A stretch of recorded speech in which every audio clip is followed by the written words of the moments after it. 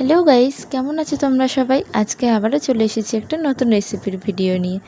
সেদিন আমি গিয়েছিলাম রামতলায় তুলি কিনতে, আর তখনই দেখতে পেলাম কিছু সবজি। বাড়িতে ছিল কিছু সুইট কর্ন, তাই সবজি নিয়ে এলাম একটা কর্ন চাট বানাবো বলে। এটাকে তোমরা কর্ন স্যালাডও বলতে পারো। তো শুরু করি রেসিপিটা। প্রথমেই কিছু সুইট কর্নকে ভালোভাবে ধুয়ে নিয়ে সেদ্ধ করে নিতে হবে।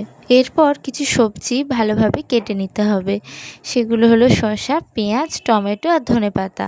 তোমরা চাইলে আলুও অ্যাড করতে পারো, বাট আমি আলুটা দিইনি।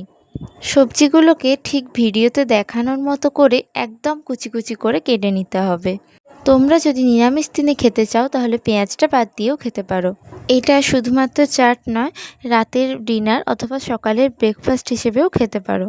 এতে অনেকক্ষণ পেট ভরা থাকে। সবজিগুলো কাটতে কাটতে যখন কর্নগুলো ভালোভাবে সেদ্ধ হয়ে জল শুকিয়ে আসবে তখন এটাকে নামিয়ে নিতে হবে। এর মধ্যে নুন, গোলমরিচ, ধনে গুঁড়ো, জিরে গুঁড়ো, চাট মশলা, লেবুর রস ও কিছু কাঁচা ছোলা দিয়ে নিতে হবে। এইবার কেটে রাখা সবজিগুলো একে একে দিয়ে দিতে হবে। ছোলাটা তোমরা সেদ্ধও অ্যাড করতে পারো, যারা কাঁচা ছোলা একদমই খেতে পারো না। এবার সবকিছু ভালোভাবে মিশিয়ে নিলেই তৈরি হয়ে যাবে আমাদের সুইট কর্ন চাট। উপর থেকে একটু ঝুরি ভাজা ছড়িয়ে দিলে টেস্টটা আরও বেড়ে যাবে। রেসিপিটা তোমাদের কেমন লাগলো অবশ্যই কমেন্ট করে জানিও। আজকের মতো টাটা।